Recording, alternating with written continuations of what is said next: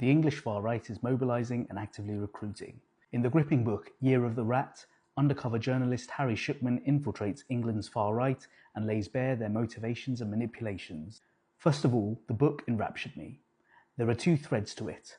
One is him diving into what makes the men, and it is overwhelmingly men in these far right groups, tick, but he also uncovers how these organisations are subtly manipulated by wealthy individuals. The other thread is about the toll of living a double life amongst people who would, no doubt, retaliate violently against him if he was uncovered as a mole for hope, not hate. There were a few moments in the book where it seemed like the jig was up and I could feel myself tensing up. The structure of the far-right hierarchy he uncovers is fascinating.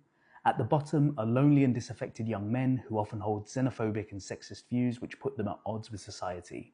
They're lonely and lost, and join groups like the seemingly innocuous basket weavers.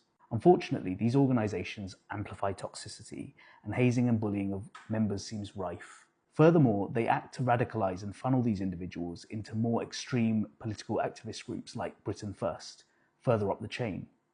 He goes on to expose the rank hypocrisy of their members, who outwardly preach a return to rigid Christian nationalism and traditional values, but act like drugged-up thugs who abuse women and use the services of adult workers at home and abroad.